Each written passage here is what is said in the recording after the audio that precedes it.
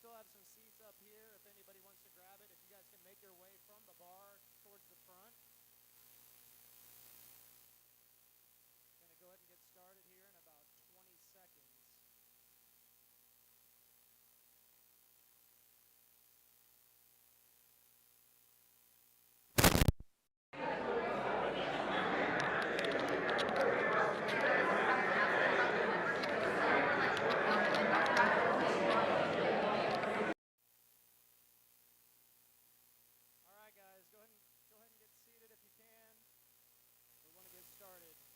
Possible.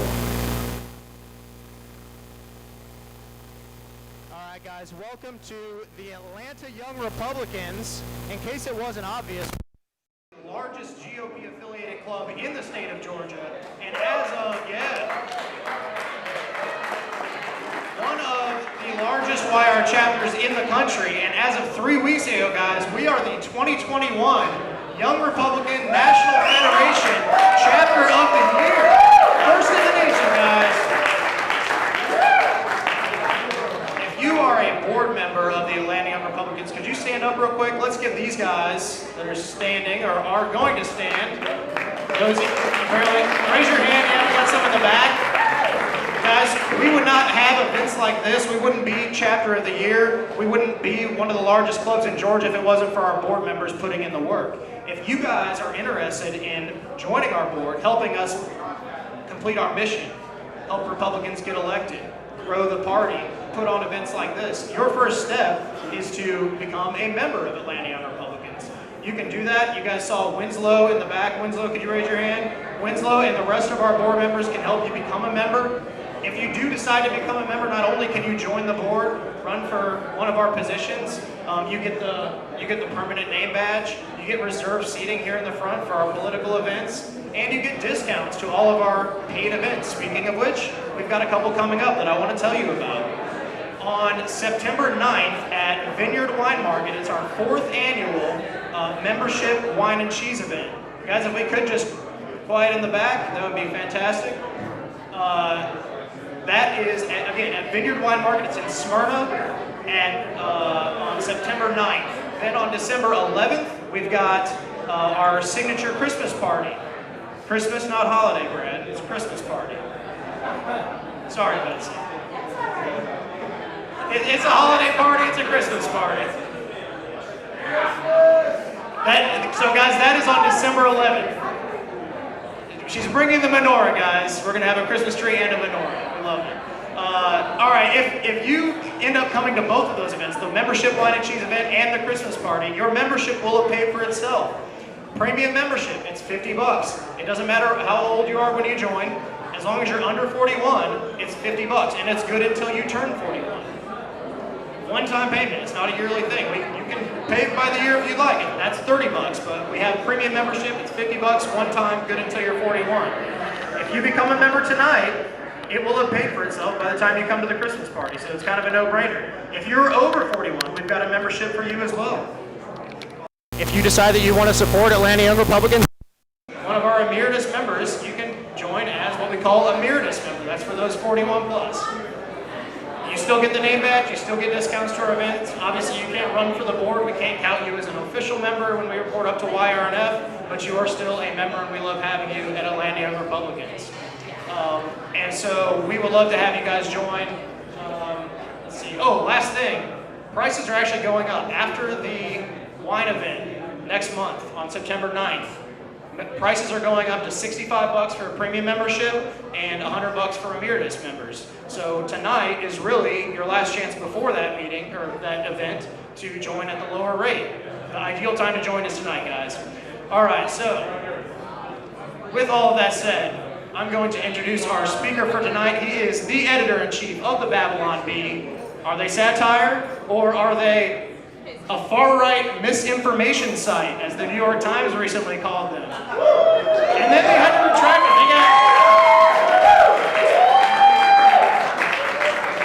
They got threatened with a lawsuit, and they had to retract it, so we love that. But given that their wild prophecies are regularly correct, and that they're regularly fact-checked by sites like Snopes.com, you could be forgiven for thinking that they may one day put our hometown news station out of business. Guys, I'm talking about CNN. Would you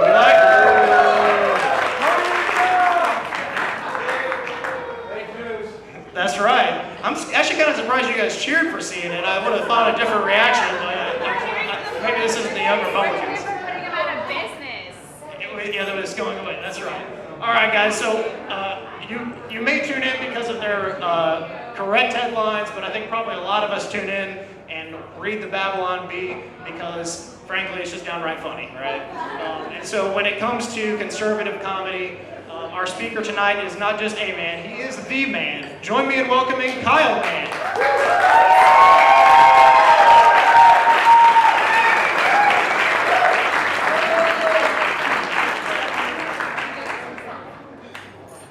The Man. Nice pun. I've never heard that one before. Appreciate it.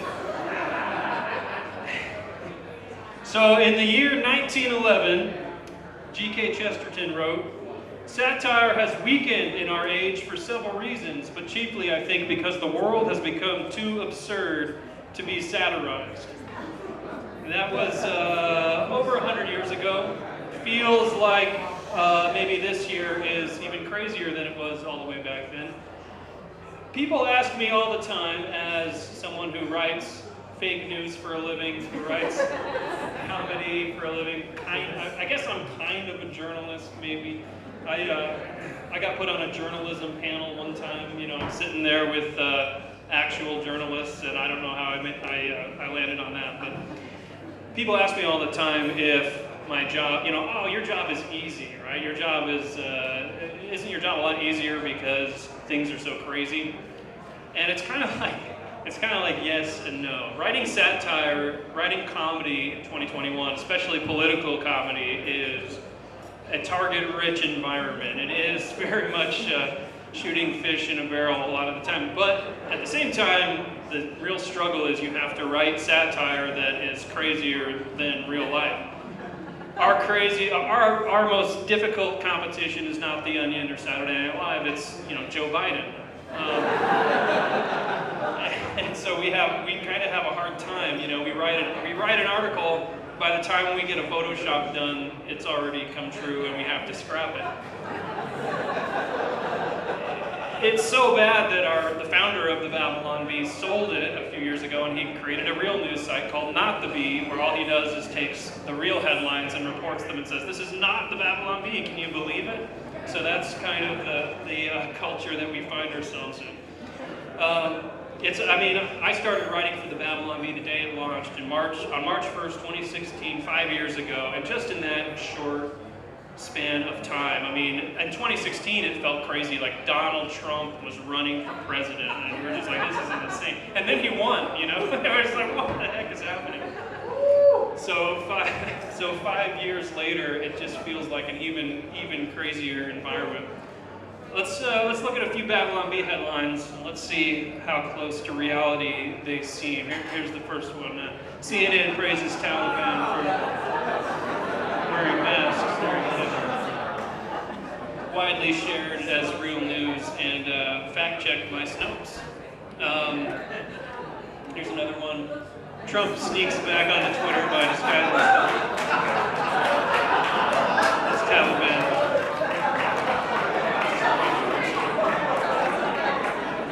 I like the idea that he would name himself Hamid Trumpistan, making Afghanistan great again. Here's another one. Rumors that the Taliban have taken over and founded as Jen Psaki wearing hijab. So there you go. So the real challenge for us is to stay ahead of the headlines, to write things funnier than what the Democrats actually believe is something that is very difficult to do. So compare these headlines to here's some real headlines from the last week. The State Department called on the Taliban to form an inclusive and representative government. I don't think that's going to work. We wrote that article. It was on our site drafts, and we had to can it because it came through. You probably saw this one. Biden dismisses Afghans calling out on plane 6 4 to 5 days ago. And it was actually 2 days ago, but That's not even the craziest part, right? Yeah, right. This one I didn't see too many people sharing, but when he was asked about the Taliban chaos, Biden said, "No one's being killed right now," and then he turns and he actually knocks on the wood table. Which, if that doesn't sum up foreign policy,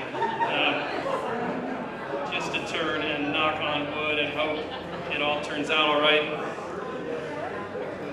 It's tough to picture a culture more absurd, an environment more worthy of satire than the United States of America in 2021. It's tough to write satire of a culture that's so absurd. Reality is constantly outpacing us. One way that we know that we are over the target is that we constantly are catching flack. And I'm talking to Republicans here. You guys are familiar with censorship, with people attacking freedom of speech, and we see that all the time.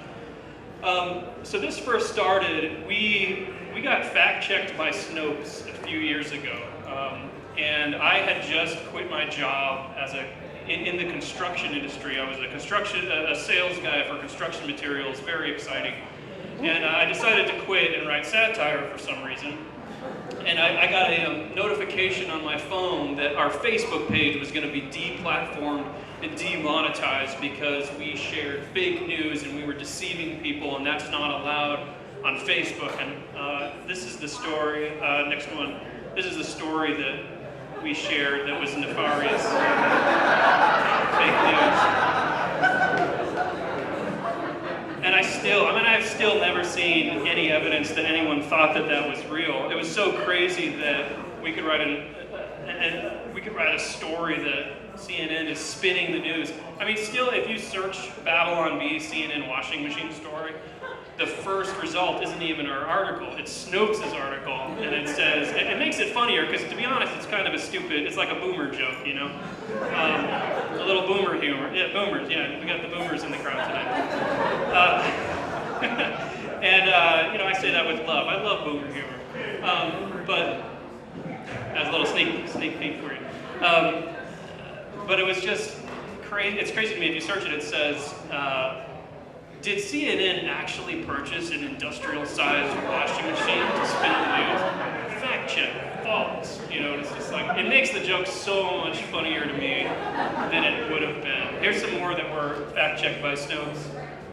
Trump, I have done more for Christianity than Jesus. A lot of times, people will say that the right, Republicans are the ones who get fooled by fake news and satire and all that. But this one got shared widely on the left because that's what they already thought Trump was like, and so they were sharing it, thinking that he was. We got called, more people called Trump a heretic and a blasphemer because of this headline than anything else I've ever seen. This one also got fact-checked. California Christians must now register Bibles as assault weapons, and that's one of those. It's like fact-check. Not yet, it hasn't come true yet, but here's another one. Thanks to new laws, VeggieTales introduces new animals. You guys are cheering, right? You guys aren't libertarians, are you? This is another one that really made the joke funnier, too. Ocasio-Cortez appears on the print, right?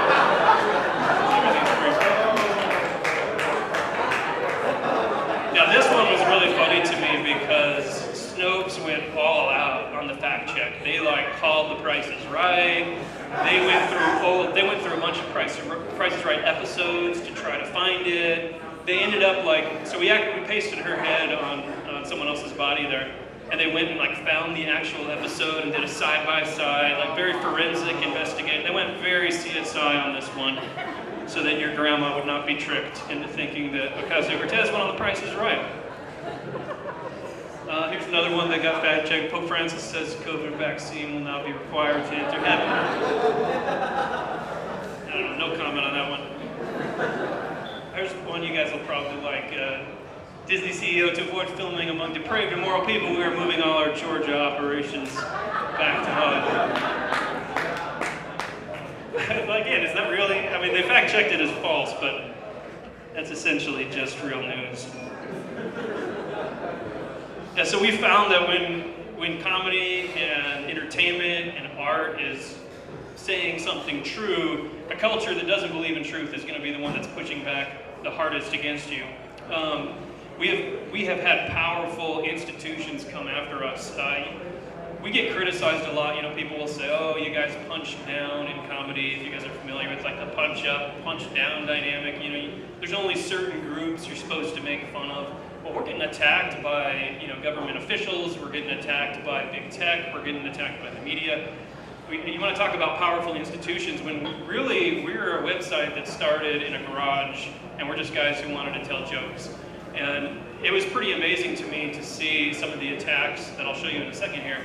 When I was writing satire in my garage and the Babylon Bee had one employee and that was me, and for a couple of years, and so more recently we've gotten more people, but it's amazing how threatened the left is when conservatives come out and create good content. And we're not guys that are sitting there like we're trying to make this crazy political point. Ultimately, comedy needs to be funny first and foremost. It doesn't have to make a point first and foremost. Obviously, some of the satire does, but it should be funny. And it's the same with all art. And we see a lot of times on the conservative side, it tends to be where we try to message first instead of trying to create good content. So it's bizarre to us to see some of these attacks. So you can go to the next one. Make conservatives funny again. That's where we should sell hats. We do have a Make Satire Great Again hat. So Brian Stelter was very upset that someone was sharing our article on Twitter, and so he says that we are a fake news site with satire in scare quotes, which is awesome. There's another CNN personality, Donnie O'Sullivan. This is kind of interesting. So this person that he's quote tweeting, Cindy Otis, is an ex-CIA officer who checks out misinformation, sinister misinformation online. So she was upset that we wrote an article saying that the Democrats called for the flag to be flown at half staff when Soleimani was killed. And she was upset that it kept getting shared on Facebook. So she went on this Twitter rant about it. Donnie O'Sullivan of CNN shared it, and he was very upset that it got shared more times than the CNN article on the actual story. And his accusation for us of having a disclaimer buried somewhere on your site that says it's satire seems like a good way to get around a lot of the changes Facebook has made to reduce the spread of clickbait and misinformation. This is an attack that we see all the time, is that people will say we're just sharing misinformation and we just pretend that it's jokes, but really we're a bunch of guys sitting around in a cigar-filled room trying to trick people, and it's kind of bizarre. USA Today, we did an article saying that after water was discovered on the moon, that Trump proposed a space navy. USA Today found out that it was false, not true. This was a bizarre one. Go to the next one. Satirical claim that the Ninth Circuit Court of Appeals overturned Ginsburg's death. So this was kind of crazy. We wrote this article saying the Ninth Circuit had overturned Ruth Bader Ginsburg's death. USA Today, you know, you would think a fact check would say, this is a joke, and that's all you need to say. But they went on for about 1,200 words to disprove this. The fact checker in the article even says that they called the Ninth Circuit Court, and they said, you know, which I just want to hear that conversation. Like, I'm reading online that you guys overturned Ruth Bader Ginsburg's death. Is that true? So apparently they told him that it was false. We had another Senator Hirono demands ACB weighed against a duck to see if she's a witch. And Monty Python, come on, you gotta watch Monty Python. So the funny thing about this one is that Facebook deleted this post from our page and said that we were inciting violence against Senator Hirono. We went through the whole appeals process. We tried to get it dinged. They didn't respond. And finally, once it started to get some media attention, they backtracked on it. We've gotten suspended from Twitter multiple times. multiple violations of their terms of service with no answer and no explanation. If you go to our Wikipedia page, you can go watch the Wikipedia editors in the top pages, and they're talking about how to classify our site. And there's all these leftists on there that are talking about how we should be classified as a misinformation site rather than a satire site. And the main reason they say is because we make fun of the left. They say they're a site who simply pushes Republican propaganda, therefore it's not satire, it should be classified as fake news. This was alluded to earlier.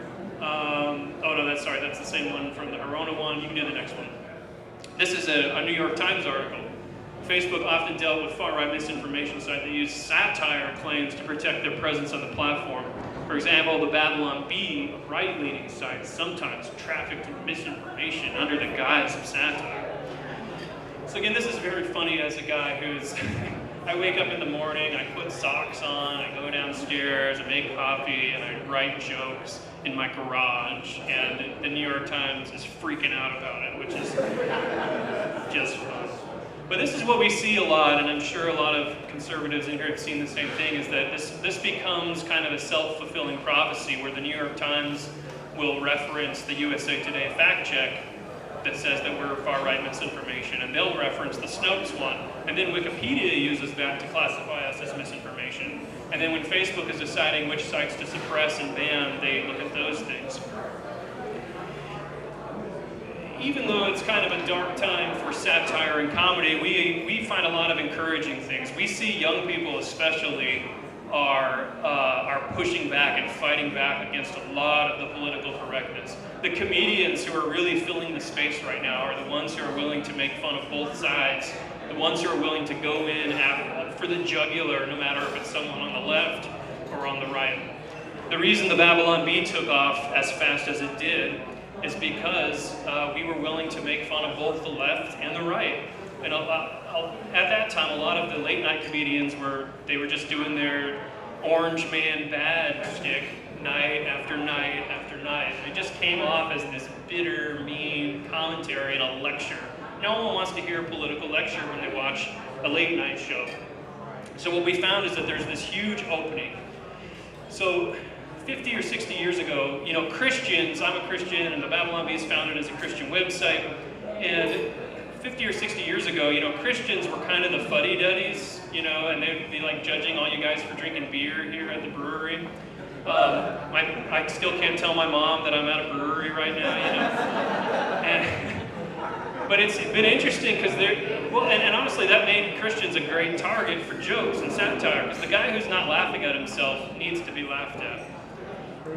Now we've kind of seen that there's this cultural shift where the left are so religious and so zealous and so just blindly following whatever the party says that they are just great targets for satire and humor. Humor is just a great way to make a point. Humor is a great way to get a message across. I don't know, Republicans are kind of seen as being boring, and that sucks, because honestly, from what I've seen, when we make fun of Republicans, the ones who are laughing the hardest are Republicans. Almost always is the case. G.K. Chesterton again wrote that humor can get in under the door while seriousness is still fumbling at the handle. We have this amazing tool of humor and comedy that we can use to get our message across. Satire has this way of knocking over idols in people's lives. Satire has this way of holding up a mirror so people can see how ridiculous they look. So let's look at some examples here. Liberty University criticized after unveiling stained glass window depicting That got a bigger laugh at the young Democrats. Couldn't help. I'm just kidding. Inspiring celebrities spell out we're all in this together. Yes. Actually, both of those two got fact-checked as well, which is just awesome. NBA players wear special wristbands. Now, this was a really interesting one to me because the left, this one went viral and it got fact-checked and people thought it was real, but primarily it was on the left that people thought it was real, and they were sharing it like, wow, this is so inspiring, you know, what a great gesture.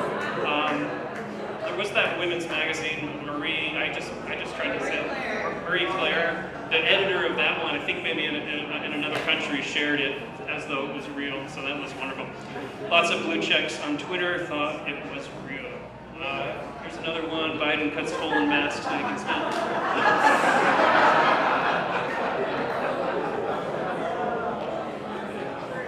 Sorry if there's any Biden fans in here. The satire has a way of making a point, and it can. My favorite satire hits right in the middle and just makes fun of the whole system and the whole process. We've got another Democrat pilot and Republican co-pilot argue over how fast they should fly the plane into the ground. I got a bigger hit at the libertarian, bigger laughs at the libertarian. But I mean, the great thing about comedy really is that comedy can encourage us. It lets us know that we're not alone. I mean, when we launched the Babylon Bee website, we had people. A liberal journalist was interviewing me, and he asked if we were funded by Russia one time. And I was just like, what are you talking about?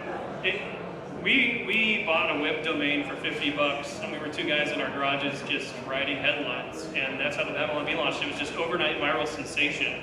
And I think a lot of the reason was because it was letting people know that they weren't alone. I mean, when we write these articles, we weren't writing them going, like, this joke about a church fog machine is gonna be huge and viral or whatever.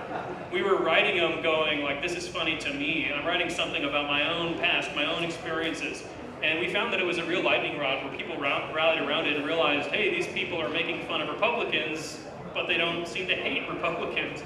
They're making fun of the left, and they seem to really be able to go after the left. So in a lot of ways, good comedy, good art, good entertainment, it's a great way to let people know that they're not alone. And sometimes it can feel like we're alone. I mean, I live in Southern California, you know, blue counties all around me, it's crazy. Yeah. So to write something and then you have people all over the country sharing it is just a great way to kind of connect and unify over that stuff. Another great thing about writing for the Babylon Bee and writing comedy is that it really can make you laugh and then make you think, and I hope that that's what comes across when you read a headline of ours, is that first you have that instant gut reaction of laughter, and then after that you go, you know, that kind of is a pretty good point. Our jokes can really just poke fun of everyday life and remind you that there are awesome things about everyday life. You know, things in politics can sometimes just seem so divisive. I mean, everything is political now. You know, what pillow you sleep on is now a political statement. What kind of beans you eat is a political statement. It's bizarre. And so to be able to look at everyday life and comment on it in this journalistic voice is a fun way to remind people, like, hey, there are still these everyday miracles, and there still is this wonder about life. Here's a few headlines that I feel do that. Chick-fil-A installs confessionals so you can repent for getting a coffee. Got to sample the local cuisine around here. This is the first Babylon Bee article I ever wrote the day the site launched. Holy Spirit unable to move through congregations, fog machine race. We'll do the next one. This was when the lockdowns first hit last year. Everyone jumps off bridge after new government order telling everyone to jump off bridge. Poll finds most people would rather be annihilated by giant tidal wave than continue to be climate change.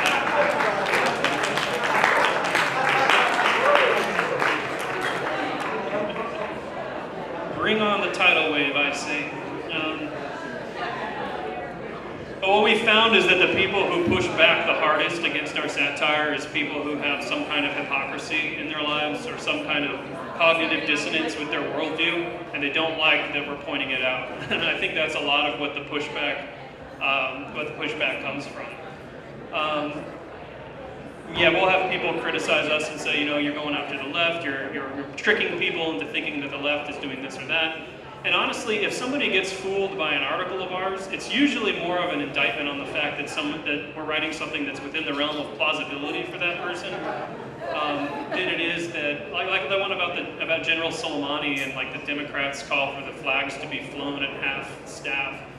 over the Capitol. Like, isn't that more of an indictment that people would actually believe that the Democrats would do that than it is about the satire that we write? But yet we continue to face threats of censorship and deplatforming from news outlets, fact checkers, big tech, Facebook. MailChimp kicked us off, and we're building a new solution for MailChimp. It's bizarre that we have come to this point in society where we can't even laugh at ourselves, where the left owns 99% of the comedy outlets, 95% of the satire, 95% of all the entertainment in Hollywood, 100% of all the entertainment in Hollywood. We have conservative writers from Hollywood that write for us at the Babylon Bee, but we can't put their names on the credits and they can't show their faces because they would lose their jobs. That is how crazy our culture has become. The great thing about humor is that it helps us to laugh at something important and remember that maybe things aren't as bad as they seem. Here's a few headlines that I feel help do that. More protective MAGA helmets now available for Trump supporters.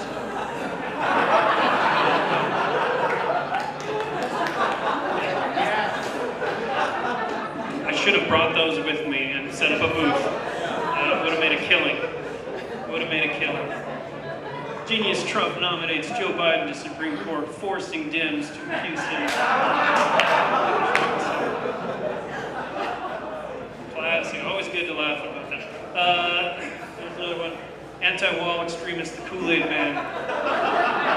Campaign against Trump. But what's great about a joke like this is it lands so squarely in the middle that you can't tell if it's making fun of Trump or not. So this is one that went viral, was shared on the left and the right, and we had Democrats being like, yeah, I love that you really stuck it to Trump on that one. But Republicans had such a great sense of humor about Trump that they would share an article like this and be like, yeah, that's totally classic Trump, and they would share something like that. So yeah, I found the Trump years were just great for comedy. I mean, it was hard for the late night hosts because they just went back to Orange Man Bad all the time. But if you really just rolled with Trump's character, you can tell such great jokes about Trump. Here's another one that kind of lands in the middle. Congress members to wear barcodes so lobbyists can scan processes.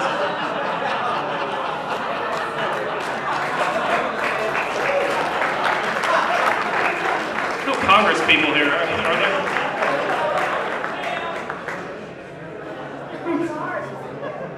Oh, you found yours? All right. Find your congressperson on the picture.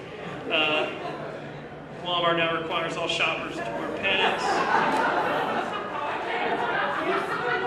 Thought this was America, you know.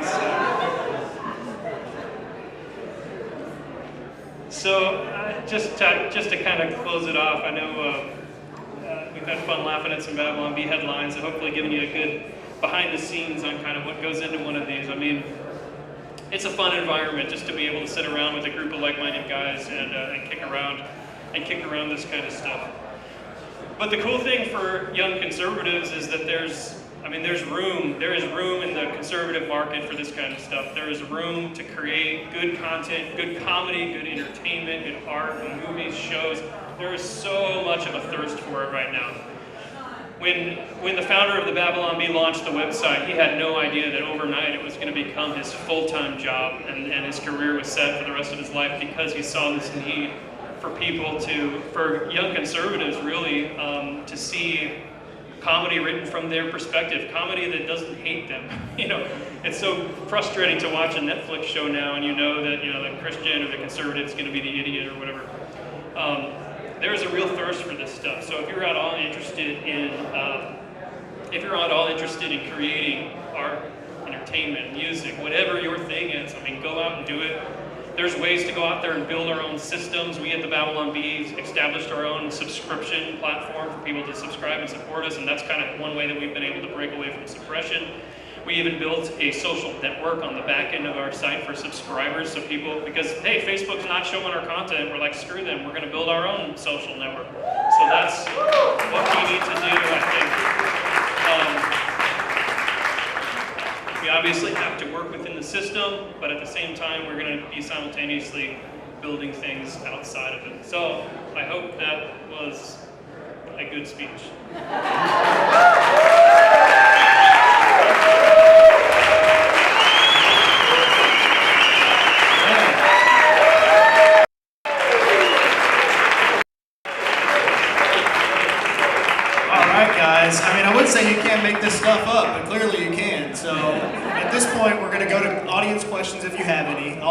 first question, but the process will be, Andrew, we'll get you first, but you will ask the question, I'll repeat it so everyone can hear it, and then Kyle will answer. But I'm going to ask the first question, and you started to touch on it briefly, and can you talk about kind of your writing process when you're coming up with these headlines and these articles, and is there a way that we, when we're on social media, engaging with the left or engaging with our friends on social media, to harness kind of that comedic process to combat the left online? Well, yeah, the thing about the left is that the left can't meme, you know, and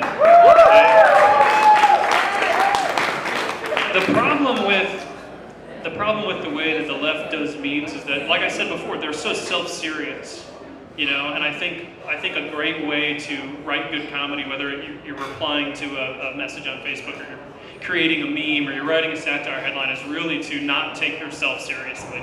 Like, be willing to just kind of stand behind it and be like, yeah, you know, I'm going to throw this joke out there that's gonna bomb on both sides. You really can't be worried too much about you know, I'm gonna look dumb or I'm gonna whatever. You know, the left tries to spell things out too much, and it's like good comedy is something like, you know, when you see it, you know. It's kind of something that you have to kind of glance at and look at and you go, yeah, that's funny. I don't know why, but it's funny. There's like a magic to it. As far as the process for writing our headlines, it varies. You know, a lot of headlines just hit you like a lightning bolt. It's a little different than writing sketch comedy. So sketch comedy is a lot of, you know, a bunch of people sitting in a room. That's how they write the late night shows and Saturday Night Live, because they're riffing on a particular sketch idea, trying to come up with different bits and different beats. For headlines, because a headline is the way that we word our headlines is very meticulous. Like, just every word is chosen so that the comedy will hit you at the right time. So a lot of times that's maybe through the editorial process where I'll get a headline and I'll riff on it until it becomes something that's worth posting. So yeah, sometimes it's something that hits you just like that. When my third son was born, my wife woke me up and she goes, I think the baby's coming, and I'm like, hang on, I gotta write down this headline idea that just came to me, you know, and so sometimes it's that, like the notepad in the middle of the night. But yeah, we do have a group of guys that sit around in Southern California, we kick ideas around, so there's a lot of that goes into it. Sometimes you have an idea that's pretty funny, but you gotta put a pin in it because you don't have a great target for it yet, and we just wait for Joe Biden to say something stupid, and then we can use that idea. But you don't have to wait very long, so I mean. All right, Andrew has a question. Go ahead. Is there a headline or a few headlines that were too over the top that you never posted, and would you tell us what they were? Andrew asks, are there headlines that were so over the top that he decided not to post them, and if so, can he share them with us tonight? This is being recorded, by the way.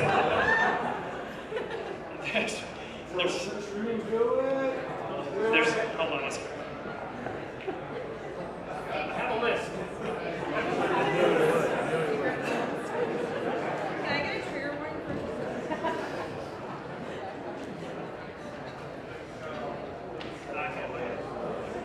So, yeah, we did do a list of this at one point for our subscribers. We had a list of ones that were too spicy to be published. But so a lot of times that's a timing thing. So if somebody dies, it's like our Ruth Bader Ginsburg getting overturned. I think that was the day after she died. Because we wrote it, we're like, we'll wait a day. You know, that's kind of, we're respectful. We waited a day. I mean, come on. And then there's ones where it's like, we just have legit concerns about like getting murdered if we publish them. So like, we did one where it was like, after Netflix did that one about Jesus, gay Jesus or something, they had some show about it, and so we wrote one where Netflix had a drag queen Muhammad, and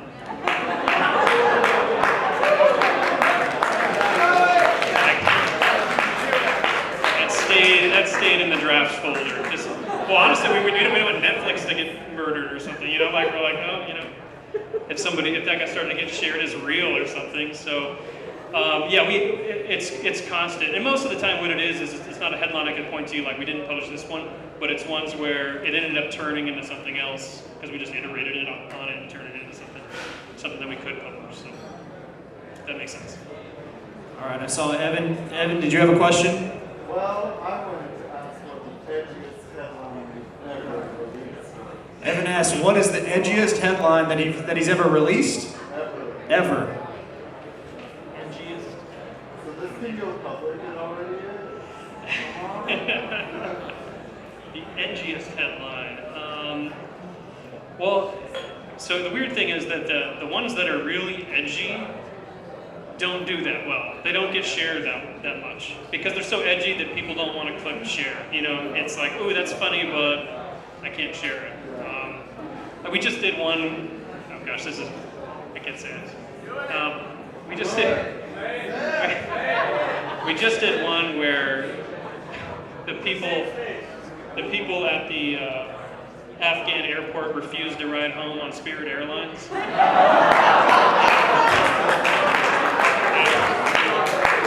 It's a funny joke, right? I mean, it's a Spirit, but it's like too soon, maybe. I don't know. So it actually, you know, it gets big laughs, but it actually doesn't get that many shares because people are like, "You want it?" Yeah. I'm gonna share it.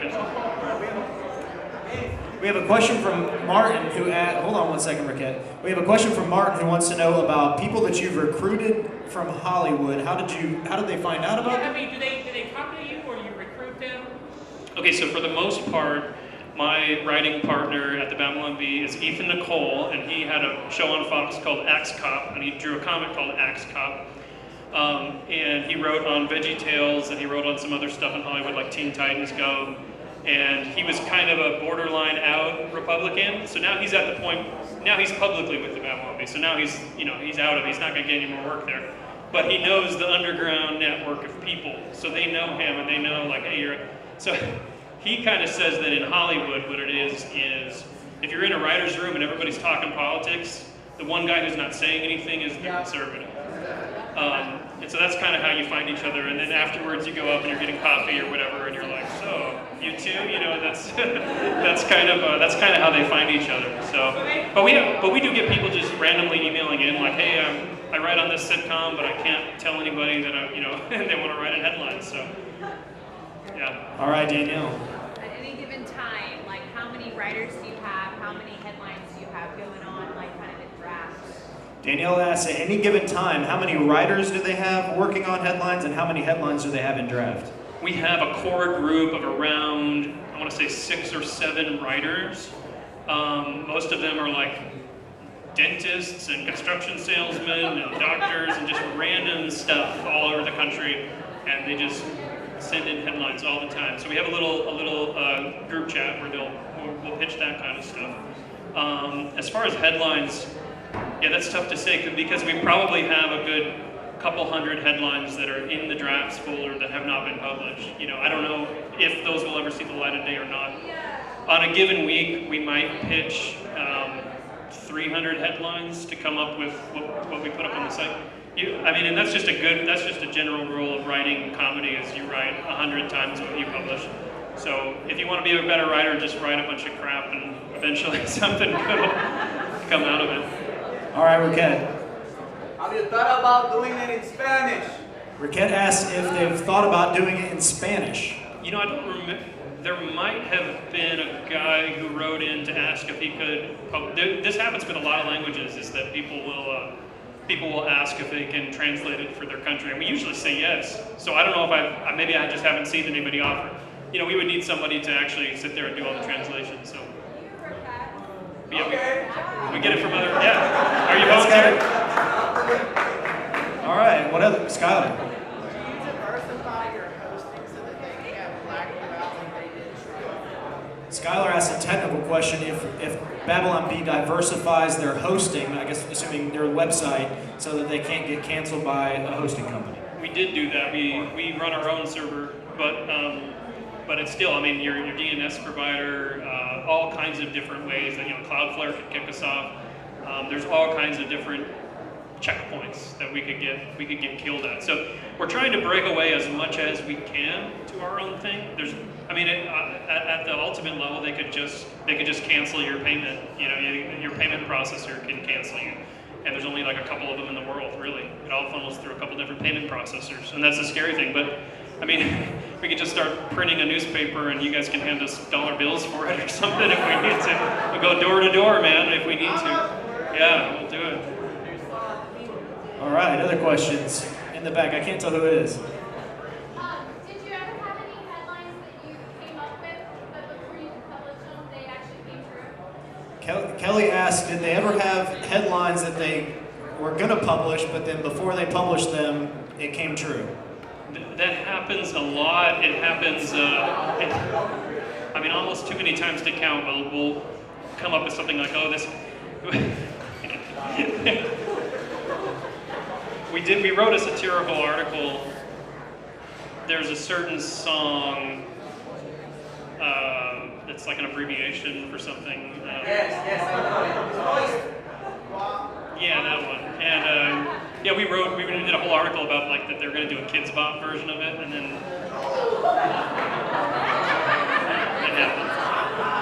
Too late. I just was looking at one the other day from a couple of years ago. We wrote one about that there's an iPhone app that lets you know when the light turns green. And then that already exists, so in case you guys wanted to use that. But yeah, it happens all the time. Mostly in the stuff we're writing about a hot political issue of today. It's like okay, what can we come up with? And some idiot on Twitter has already posted like that exact crazy idea or take. We're like, oh, that's already true. So yeah, it happens all the time, every day, really. We have a hands-free bill here in Georgia, so we would never use that. Other questions? Brad. So, did you have any background in comedy before you got into Babylon Bee or writing? Brad asked if Kyle had any background in comedy before he started writing for Babylon Bee. No, I was in construction sales for 12 years, and I emailed in that headline about the Holy Spirit and the fog machine on the first day, and then I just kept emailing in 3 or 4 articles a day for the next 2 years until I got hired as the editor-in-chief. Yeah, I just watched a lot of Monty Python. That's the secret, I guess. That's my comedy experience. All right, any other questions? Well, Evan already had one. Go ahead.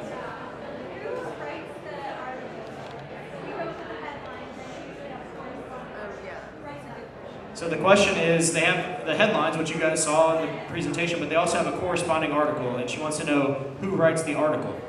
Yeah, the Babylon Bee has articles. You guys should click on them and read them.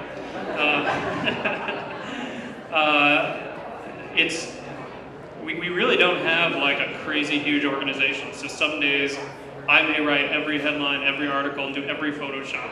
Other days it might be, I might write half of them, do half the copy. We do that group of writers I was telling you about, the core group of writers. We try to part them out, but since they all have day jobs, it's kind of like, whoever's available at that given time can write the copy. So if you live in Southern California and want to be a copywriter, let me know. And job opening for you. All right, question over here. So I see this a lot where like my friends will screenshot something from the bee and send it to me, or I'll do that 100%. Does that help their engagement at all, or how? Question is, if you screenshot the Babylon Bee and then send it in a group chat, does that help their engagement? No. Click on it. I mean, yeah. Click on it many, many times and click on all the ads. No, that's what our Instagram account is. It's just screenshots of the headline because you can't really link to things on Instagram that well. So it obviously helps on some level, just in terms of brand recognition and people being more aware of what we're doing. But yeah, we obviously prefer if someone clicks through, but it's always cool. I mean, even sometimes we'll get big names sharing our article and they just do the headline. As long as they don't crop the logo out, we're pretty happy that something got shared by a big name. So. What else we got? Question over here, yeah. Kind of got like 3 or 4 questions. Here's somebody who's born and raised in Southern California. So first of all, what is your favorite and least favorite part about living in Southern California? All right, so you said you were born and raised in Atlanta. About 3 miles from here, all 30 across here. For 35 years, but Kyle has been in Southern California a lot, I think is what he said. So what was it? I'm sorry, I missed the... What is your favorite and least favorite part about living? Favorite and least favorite part of living in Southern California? Okay, got it. So favorite part about Southern California is the tacos, and the least favorite part is Governor Newsom, for sure. Yeah.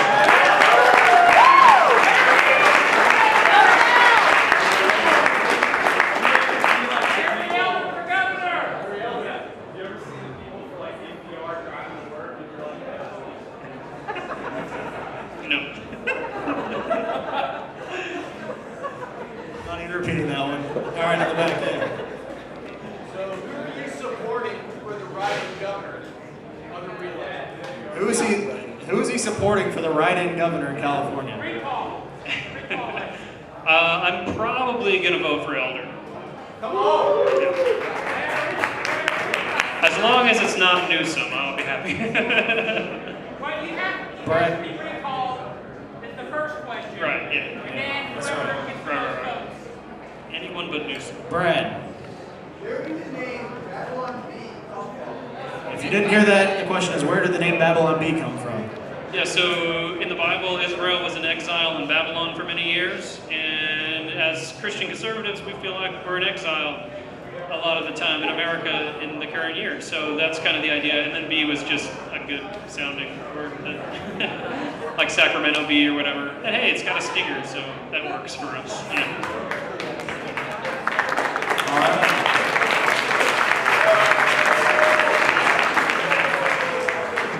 JP has a question. Do you have an article regarding what Arnold Schwarzenegger just said? Do they have an article in the works for what Arnold Schwarzenegger just said? And can you fill us in on what Arnold Schwarzenegger just said? 'Cause I don't know. About the screw your freedoms or whatever. Yeah, we have an article about it. We wrote that Arnold Schwarzenegger is going to star in a new Terminator reboot where he goes back in time and tells humanity to just submit and screw and put on your masks. And I think the headline was "Go back in time and tell humanity to make sure they're wearing masks." Yeah. Karen.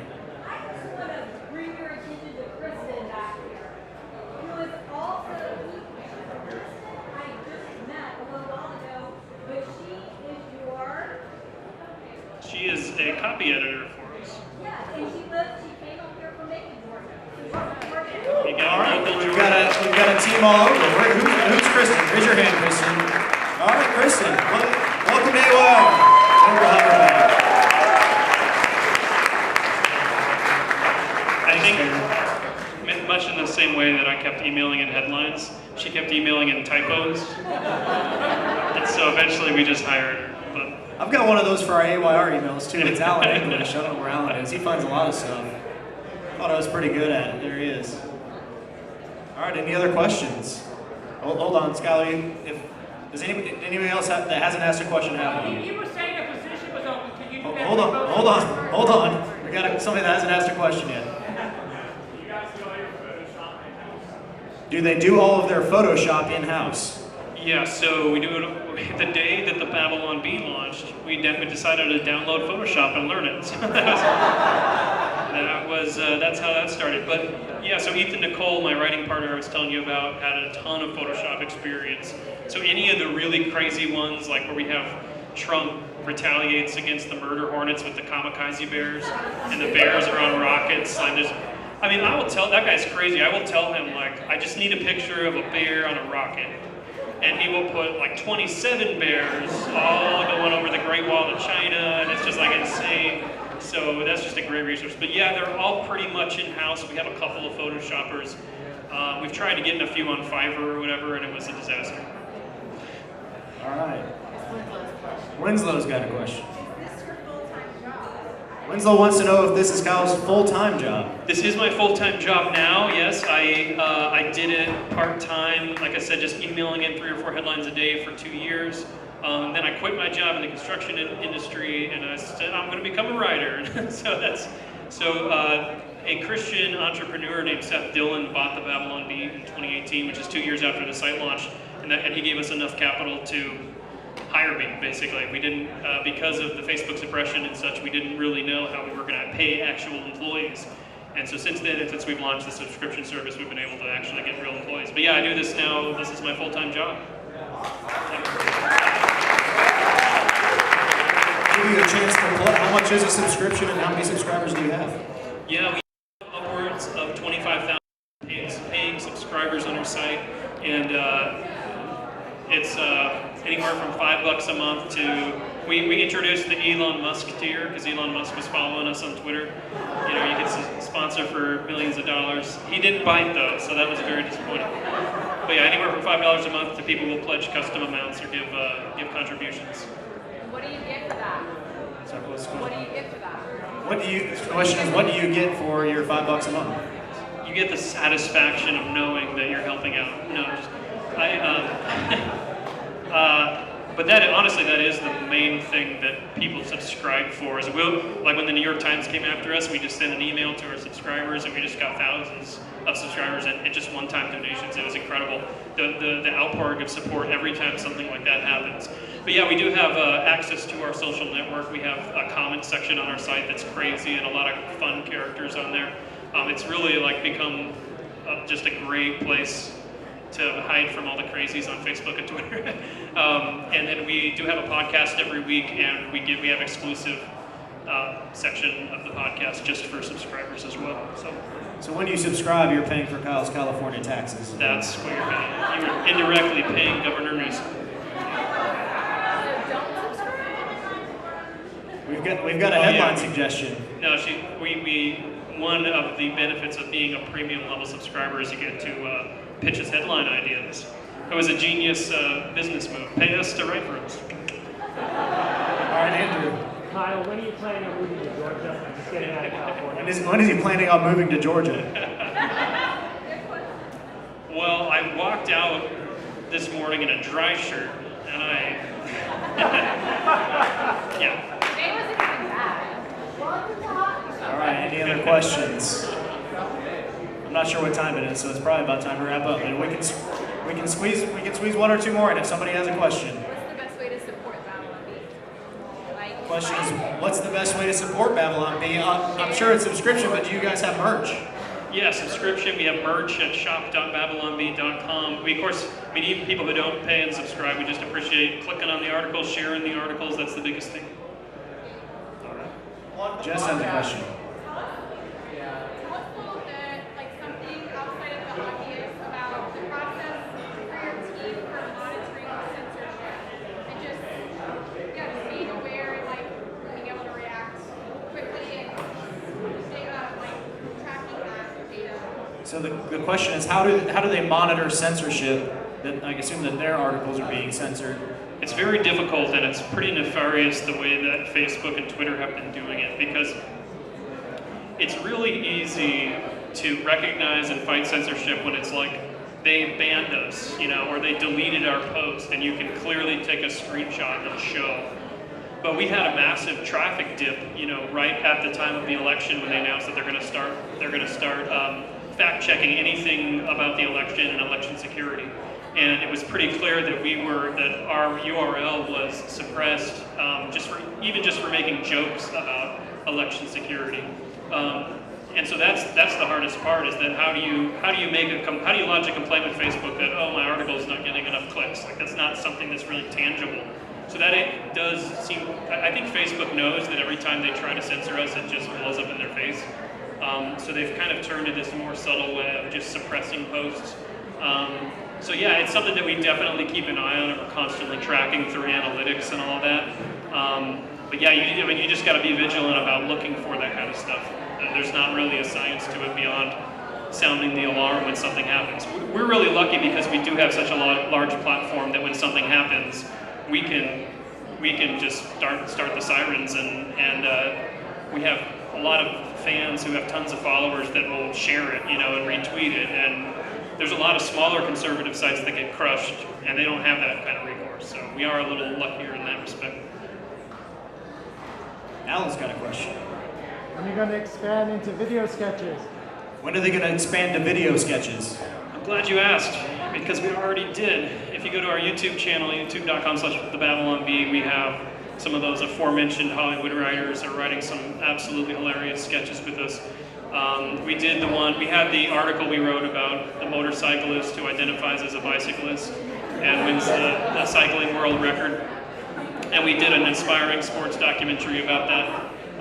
So we have all kinds of satirical news reports and sketches on our YouTube channel and on our website.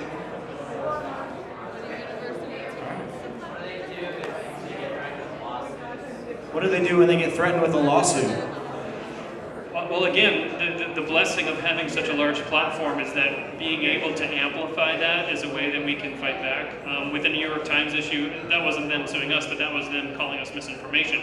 we were able to send out a letter and then publish it publicly, and the New York Times backed down within a week. So that's the kind of stuff where seeing support from big names that were able to share that and retweet that was huge. We've been threatened with lawsuits from people that we've made fun of before, and we just ignore them because we do still have very strong First Amendment protections in this country, especially for comedy and satire.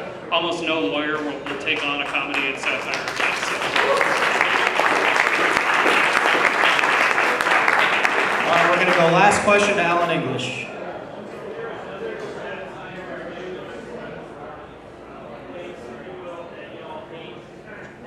Alan asks if there's a rival satire news place that they hate. No, because I think more comedy is better for the world, even if it's from different perspectives. I mean, we love The Onion. There's another one called The Hard Times. They have a video game site called The Hard Drive that's hilarious.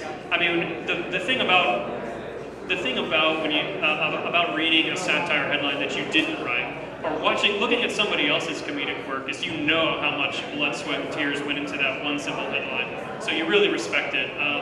So yeah, I mean, I want to see more Babylon Bees spring up, honestly.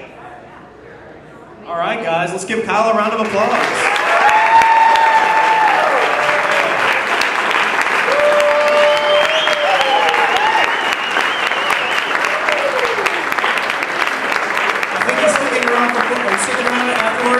You can get pictures. We've got the 700 feet over there. Get pictures, ask questions. Guys, if you didn't know, we meet every fourth, this is the third Thursday, but typically we meet on the fourth Thursday here at Bold Mountain, political speakers. I also want to thank Betsy Kramer, one of our emeritus members, for sponsoring tonight's event. Lastly, I want to thank our board members, the guys that you saw earlier. Give them a round of applause. And if the board members would go over to the 700 feet, we're going to get a picture with Kyle here shortly. Thanks, guys.